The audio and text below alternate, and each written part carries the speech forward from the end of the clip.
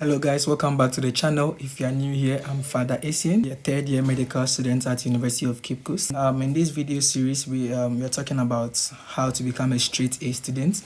In the first video, we spoke about three general concepts we have to look at. We have talked about two, that's on the second one.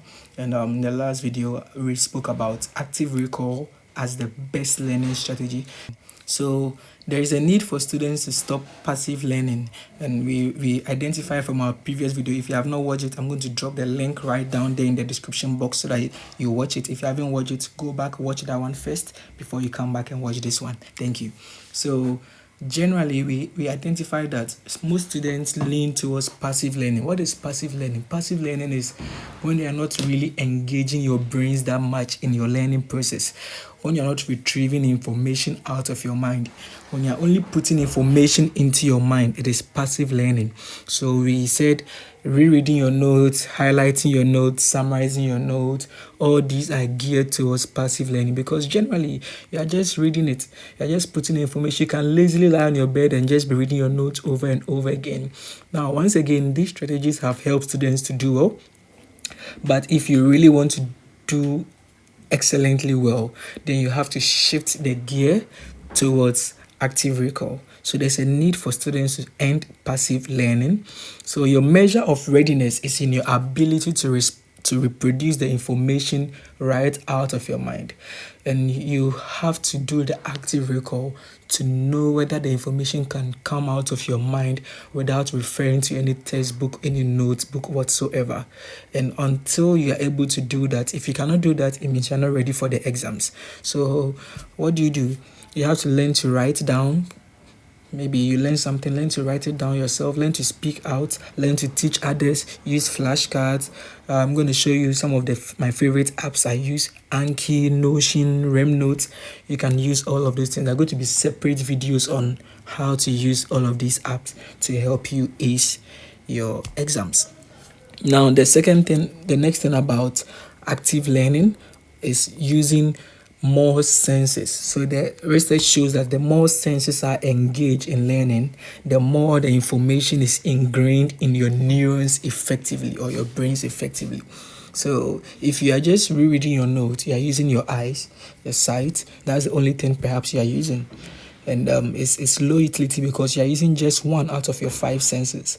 But if you are rereading, for instance, you are reading your notes, then you pause, then you begin to speak out aloud. As you are talking, your ears are also hearing. You are engaging more senses. As you begin to write down the concepts, trying to explain it on a paper, you are using tactile. So there are many more senses being used. So research shows that the more senses you can use in your learning, the much better the information will be ingrained in your brain. Now, passive learning is easy. As I said, you can just lie in your bed lazily and be reading and even slip into sleep. But active learning is hard, it's gruesome, but in the end, the yield is higher. So passive learning also takes a lot of time, because when you are passively doing something, you have to spend a lot of time to finish it. But when you're actively learning, you can actually and literally cut down your learning time into half. And that is one of the purpose of this channel, to help you to be able to study, get the best of grades, whilst you spend less time doing that. So let's go to my laptop screen. I have a presentation I want to show you about how I do my active recall using the app Notion. Okay, welcome guys to my laptop screen. I want to show you how I use Notion as my note-taking app and also for active recall. So I open Notion right here. Now this is my UCC game page. I have my three major topics which I studied for the exam. So biology, biomedical physics, and basic medical chemistry. So if I open biology here, for instance, these are some of the topics we treated. So topics like cellular structure and function, cellular transport, cellular respiration, cellular reproduction, protein synthesis, and all of this. So what I basically do is to transform my notes into question and answers, and sometimes to YouTube videos as well. So when I open cellular transport, for instance, these are some of the questions I generated from my slide. So I basically take my slide, I open it, I try to convert every single line or every bit of important information into questions. So I have something here called toggles. Notion allows you to create a toggle. So you can open the toggle, you can close it, open, close, open, close. So what basically happens is that you create your toggles, then you put in your questions and you open it up, you put your answers there, you close it, your answers are hidden. So let's look at some of the questions I have here. So what are the two major types of membrane transport? What are the two major types of membrane transport? We have active. So what I do is that I try to now recall the answer if I can remember. So the two types of membrane transport, we have active and passive membrane transport. Then I check, oh yes, I got it correct. So this whole principle is not just rote memorization, just chewing your slides, cramming them and trying to reproduce the information, but I mostly try to convert my notes into Notion when I have studied it and I have understood it. That is why we spoke about the importance of understanding as the first step. What are let's look at some more questions. What are sympathers or co-transporters? So I try to remember, okay, what are sympathers? Sympathers are channels that allows two different, let's say, I'm struggling to answer it now. Okay, so let's check. I basically remember what it is. I'm struggling to answer it in my own words. So sympathies. Okay, what are sympathies? Now you see, this learning process becomes difficult, but this is what makes it good, because when you are struggling to recall an answer, when you are struggling to remember an answer, and you finally get to learn it again, it becomes easier to remember it the next time, because your brain remembers what you forgot the last time more easily this time around. Do you get it? So, for instance, you learn something today, tomorrow you forget it, you go back to it, and your brain asks you that, what was that thing you forgot the last time? Okay, so this is the answer. So when you're in the exams hall the next time, your brain tells you, oh, this is the question that you forgot the last time, and that is the answer we went to look out for. So by making the learning process difficult in quotes, it is actually beneficial. That is why spaced repetition usually has to do with giving yourself some time, which we'll talk about later. Giving yourself some time. So when the learning process is difficult, it means you are making progress.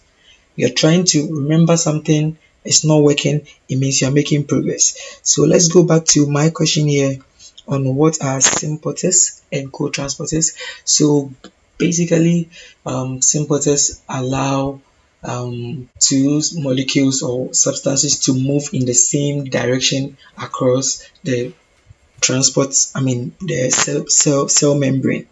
Let's check it out.